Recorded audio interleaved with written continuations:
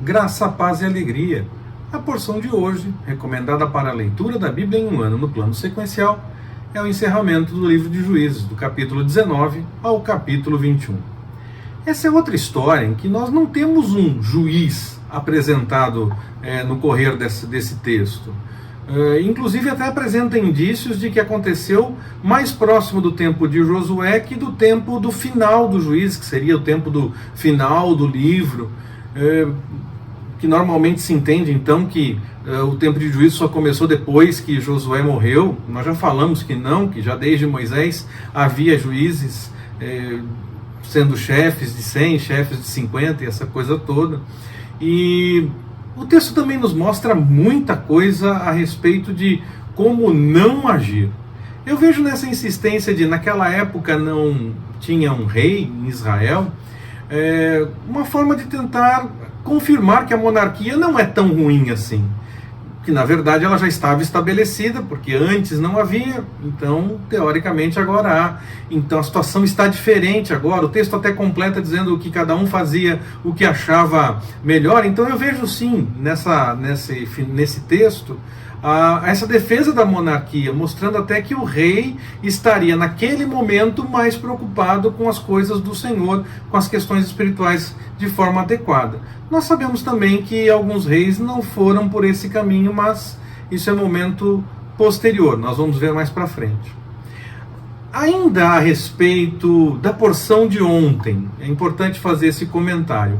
Algumas versões mostram Jonatas, filho de Gerson, como se ele fosse descendente de Manassés, e não o filho de Moisés. Mas ainda assim, quando se faz os devidos estudos, se acaba encontrando o parentesco com Moisés.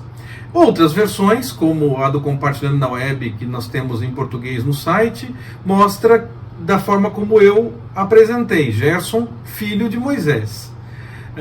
Eu faço essa ressalva porque algumas traduções podem gerar esse aparente conflito, porque parece que são informações diferentes, mas muito mais por conta da tendência de se observar Juízes como um texto cronológico, de ponta a ponta, falando do tempo dos Juízes. E aí essa história estando no final, ela tem que, na verdade, ser uma história mais para o final do tempo dos Juízes.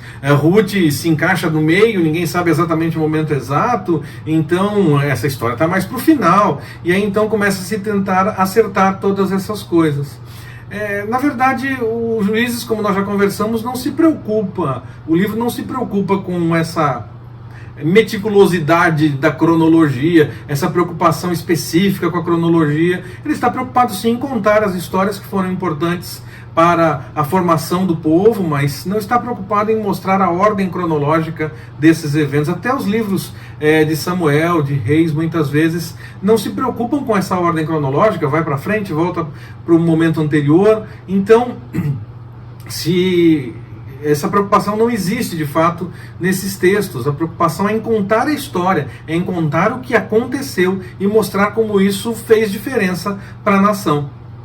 Sem contar que essa questão de ter um sacerdote de Manassés seria uma luta já superada desde os dias de Moisés. Não seria esse o caminho, seria da tribo de Levi o sacerdote, mas quando cada um faz o que acha melhor, tudo é possível. Então, estou fazendo essa ressalva porque existem essas coisas nesse texto ainda, da mensagem de ontem, do dia anterior, da porção anterior. Pode ser que você assista ou você ouça essa mensagem em outro momento, então é bom fazer essas observações. Seria a correspondente ao dia anterior da mensagem que estamos divulgando agora. Hoje nós vemos mais uma daquelas histórias que eu particularmente não gosto de ler na Bíblia. Mas ao mesmo tempo eu fico feliz que o texto mostre essas coisas. Porque a Bíblia não esconde esses momentos estranhos, esquisitos, tentando fazer parecer que tudo é apenas pétalas de rosas macias e perfumadas. Não, tem alguns espinhos. A vida é assim, a vida apresenta alguns espinhos.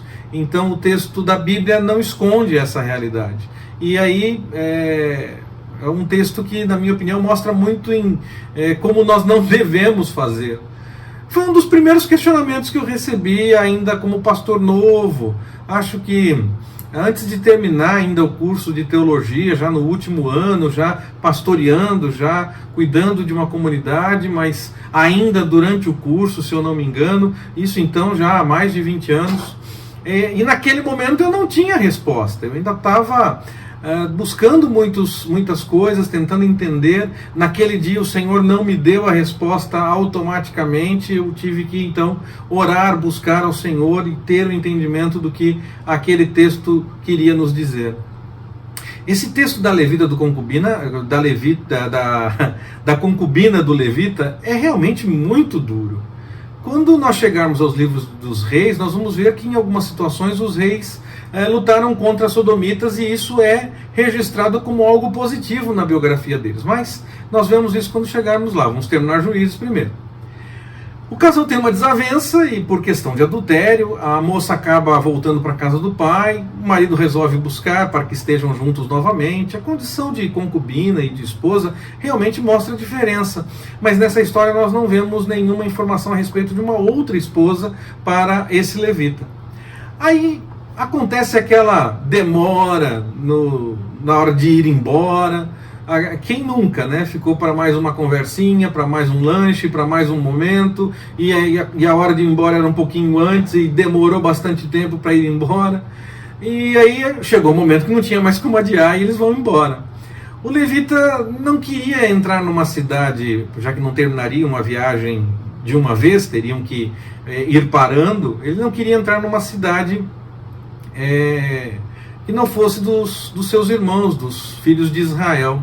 Ele até passa por Jebus, que seria Jerusalém, mas ela ainda não estava conquistada. Ele não queria entrar nessas cidades, possivelmente para evitar problemas com costumes, com hospitalidade, com qualquer outra coisa.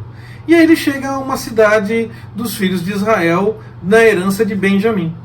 Ele tem certa dificuldade mesmo assim para ser acolhido, mas as coisas acabam se acertando. Mas os homens da cidade, no melhor estilo Sodoma e Gomorra, querem o homem estranho que estava na casa. Diante da sugestão do dono da casa, fiquem com as mulheres, exatamente como aconteceu com Ló, quando ele recebe a visita dos anjos, fica claro que realmente a conotação daquilo tudo era uma conotação sexual. Eu realmente não acho que seja menos mal, como lá falei, não acho que seja menos mal. Fiquem com as mulheres, pelo menos, não façam essa loucura com os homens. Eu não sei, eu não acho isso menos mal, mas era o que acontecia naqueles dias, era como eles entendiam naquele momento. Nós não podemos olhar para o passado e arrancar a página da Bíblia, até porque se nós fugirmos do que de fato aconteceu, podemos cometer erros iguais, não só com relação à Bíblia, mas com relação a qualquer parte da história da humanidade. Então nós olhamos para a história, vemos o que de fato aconteceu, como eles entendiam as coisas naquele momento, e fazemos a partir dessa experiência algo diferente. Nós não podemos mudar o que aconteceu, nós mudamos daqui para frente. A concubina do levita é abusada por aqueles homens a noite toda. Uma verdadeira perversão. Ela ainda tenta voltar para casa quando tudo aquilo acaba, mas ela morre. O levita tenta falar com ela, ela não responde. Aí ele pega o corpo dela, leva para casa e esquarteja a mulher. O que já era duro fica ainda mais estranho, mais complicado. Ele estava angustiado por quê? Porque ele não queria ficar numa cidade estranha, que não fosse dos filhos de Israel, para evitar costumes estranhos.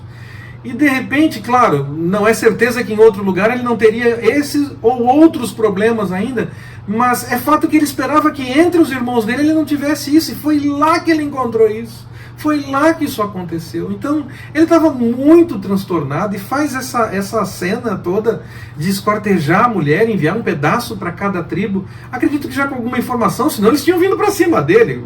Que loucura era aquela, não é? Não iam nem perguntar o que ele estava pensando ao fazer aquilo. Já vinham para cima dele. Não. Possivelmente ele mandou já alguma informação que aguçou o interesse, ou já tinha rolado a conversa toda do que teria acontecido, alguma coisa que teria acontecido, havia um burburinho, não sei. O fato é que todos ficam interessados em saber o que aconteceu e se encontram para ouvir o que tinha acontecido naquela situação toda. Há situações que realmente são complicadas durante a vida, mas nós temos que enfrentar todas elas. A forma como eles entenderam que deveriam enfrentar, era pedindo para a cidade entregar aqueles que fizeram as coisas erradas. Os irmãos daquela cidade resolvem defender os que fizeram coisa errada e não querem entregar de jeito nenhum. No fim, todos foram envolvidos numa grande batalha. Por 2 vezes Benjamim tem vitória até. E na terceira a derrota foi definitiva, foi realmente muito complicado. Talvez eles estivessem com a confiança lá no alto e aí exageraram em alguma coisa. Nós precisamos sim, estou tentando tirar lições ainda, hein, de um texto tão duro, tão pesado, que eu pessoalmente nunca ouvi ninguém pregando. Já ouvi pessoas me dizendo que ouviram até pessoas que pregaram a respeito desse texto, mas eu pessoalmente nunca vi, nem mesmo de parte desses textos, alguém pregando a respeito disso. Eu não me lembro de uma pregação, a não ser assim, com algum comentário, eu não me lembro.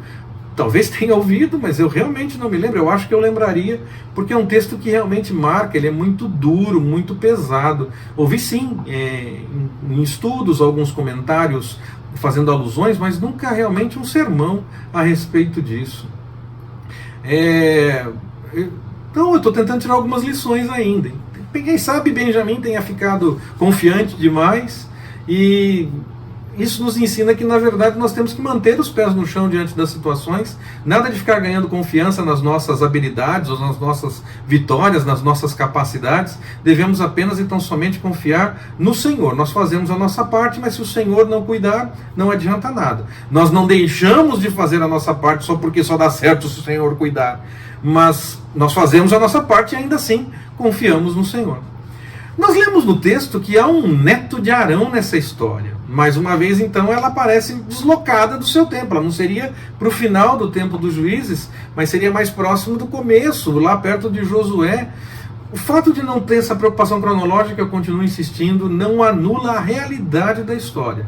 Ela está ali porque ela impactou, ela causou incômodo, causou interesse em mostrar, nós precisamos tomar cuidado, nós precisamos ver como as coisas aconteceram e agir de acordo com a vontade do Senhor. O texto está ali para mostrar uma história que de fato aconteceu.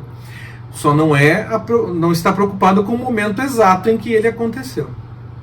A abominação foi tão grande que as demais tribos resolvem punir até mesmo aqueles que não fossem para a batalha contra Benjamim. E aí não permitem também que, se tivesse sobreviventes em Benjamim, as filhas deles se casassem com os sobreviventes de Benjamim.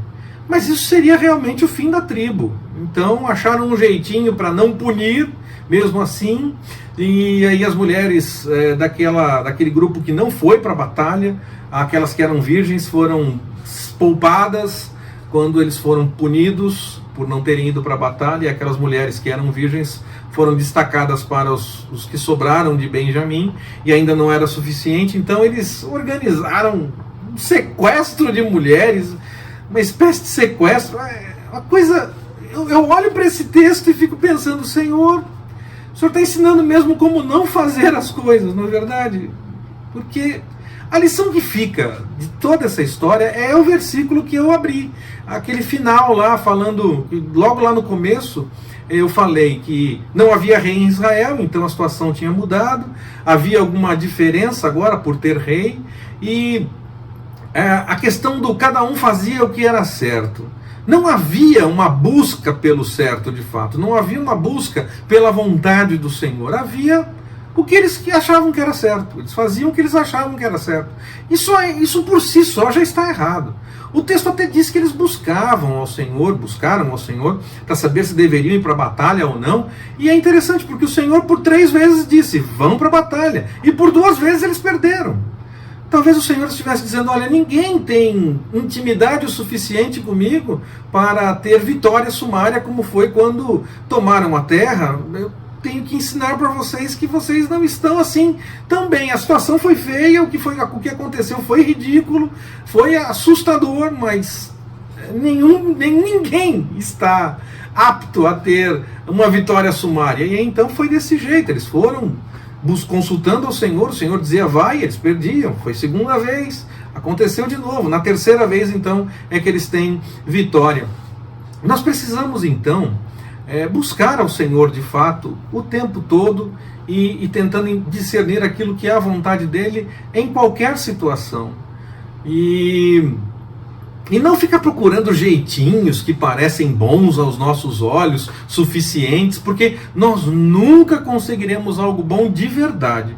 Só com o Senhor nós conseguimos isso. Sem Ele, nós não conseguimos. Tudo o que nós conseguimos é mero remendo sem a vontade do Senhor, sem buscar aquilo que é o querer do nosso Redentor. Que o Senhor nos abençoe.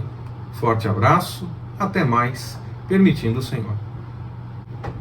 Falta uma observação a respeito do cativeiro que o texto fala. Possivelmente não é o cativeiro quando foram para exílio, quando foram invadidos por outros povos e tudo mais, já depois do tempo da monarquia e tudo mais. Possivelmente é o tempo em que os filisteus tomaram a arca e ficaram com ela por um tempo. Possivelmente é a respeito desse cativeiro que o texto está falando. Que o Senhor nos abençoe.